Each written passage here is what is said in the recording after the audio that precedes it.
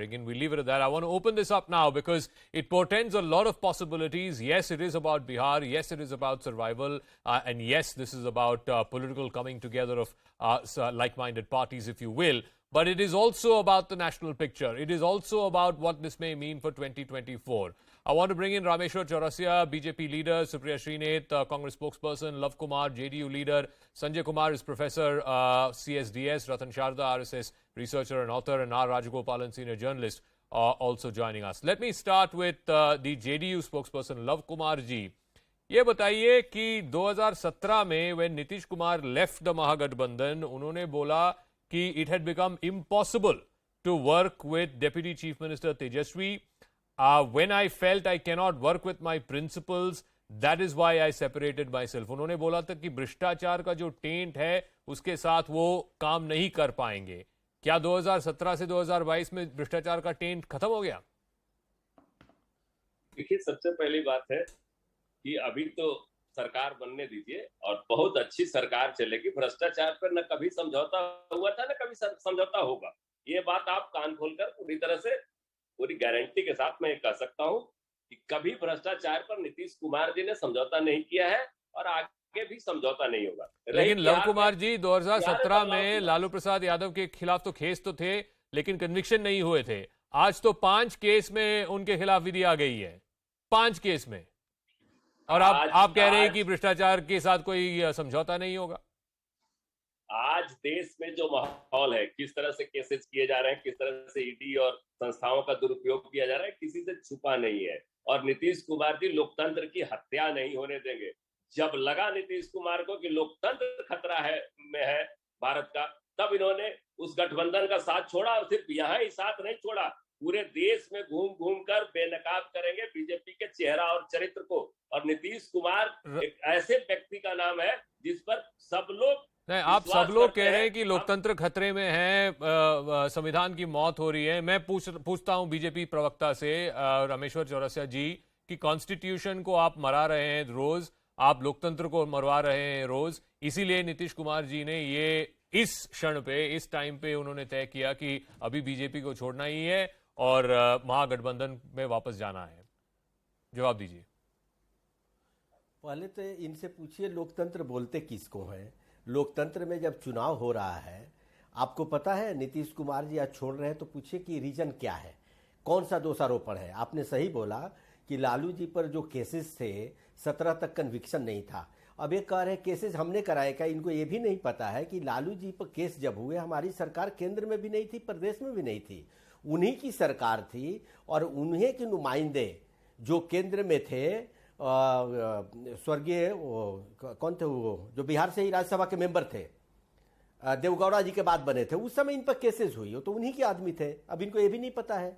तो वो भ्रष्टाचार का जो आरोप था 17 में, जब छोड़ करके अलग हुए तो वो समाप्त हो गया. चलिए, तो पॉलिटिकल कन्वीनियंस है, कन्वीनियंस से लोग बात करते हैं.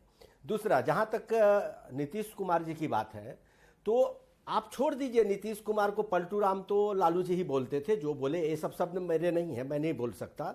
लेकिन मैं एक बात इनसे पूछना चाहता हूं कि ये मोदी जी के नाम पर जीते. आपको मालूम है ये विधानसभा चुनाव में जितनी मेहनत मोदी जी ने की, आप देख लीजिए. पटना के गो टुवर्ड्स साउथ, दानापुर के बाद चले जाइए पाली, शाहाबाद, मगध. फर्स्ट फेज का जब चुनाव हुआ था, 55 सीट में सिर्फ 8 सीट जीते हैं. उसमें नीतीश कुमार 0 हैं, 3 मांझी है, 5 बीजेपी है. यही 2010 में मात्र 8 सीट वहां हारे थे. उसके बाद जब ये नहीं, लेकिन चौरसिया जी उसी लॉजिक से नहीं, चौरसिया जी उसी लॉजिक से नहीं, सुन लीजिए. मोदी जी ने इतना कैंपेन किया. आप कह रहे हैं कि 2020 के मैंडेट आपके और जेडीयू, मतलब जेडीयू और बीजेपी की पक्ष में था. लेकिन उसी लॉजिक से 2015 वाला जो मैंडेट था वो तो भी महागठबंधन के लिए था. लेकिन 17 में जब जो वो छोड़े थे, आपने नहीं कहा ना कि मैंडेट का उल्लंघन हो रहा है. अरे नहीं, मैं कहा था, मैं कहा बोला कि नहीं था. लेकिन उस समय नीतीश कुमार जी खुद आरोप लगा करके आए थे. हमने तो नहीं तोड़ा था गठबंधन. पहले ये तय कीजिए ना. नहीं, लेकिन मैंडेट के खिलाफ तो था. के खिलाफ नहीं रह सकते. 15 वाले मैंडेट जो था उसके खिलाफ तो था, जब आपने और नीतीश कुमार ने दोबारा हाथ मिलाया. सिर्फ बिल्कुल आपने सही बोला. मैंडेट के खिलाफ सिर्फ एक पार्टी बिहार में काम करती है, जिनका नाम है नीतीश कुमार की पार्टी जेडीयू। Okay. आज उनके राष्ट्रीय अध्यक्ष की भाषा सुनिए, कहते हैं कि हम तो केयर टेकर अध्यक्ष हैं, मालिक तो नीतीश कुमार है। I तो want to व्यक्तियों ask, की तो I want party to JDU ask हो गई। Supriya Srinath. Supriya Srinath, the point is Nitish Kumar shot to political fame, to political limelight by saying that there was Jungle Raj under RJD, and he earned the title of Sushashan Babu. Today he is chief minister, yes, but the word that we are getting is that Tejashwi Yadav and the RJD will be in charge of the home ministry. Does not Mr. Nitish Kumar's credibility after 5 U-turns take a huge beating when today the son of the leader that he accused of Jungle Raj is going to be the home minister in his government? So there are 3 big problems that I have with the statement that you just made. I'm going to counter the political opponents in just a while. Firstly, this whole insinuation that son of the former chief minister, he's a politician in his own right. He's been elected by the people of Bihar. Please learn to respect the mandate. That's first point. The second point, and Zaka, if I may dare say so, I see a lot of double speak in huge sections of the media today. Today, Nitish Kumar is Paltu Ram. Today, Nitish Kumar has lost credibility. But the same Nitish Kumar, when he walked out of the Mahagathbandhan mandate, and a huge one at that of 2015, was called a political masterstroke. He was sensing the change within the country, and which is why he walked over to the BJP. He's clearly sensing a change against the BJP and he's dumping them. That's the point that I think कोई बात ही नहीं कर रहा है इस बारे में। मैं 1-2 चीजें और बोलना चाहती हूँ। भाजपा की अगर भाषा और बात सुनिए तो चुनाव तो हो रहा है देश में, क्या दिक्कत है? अरे प्रभु बड़ी कृपा कर रहे हैं आप लोग चुनाव कराकर। लोकतंत्र इसी से तो जीवित है क्योंकि आप लोग चुनाव करा रहे हैं। उसके बाद जो कर रहे हैं, मैंडेट की बात ये लोग करेंगे। कर्नाटका में किसको मैंडेट था?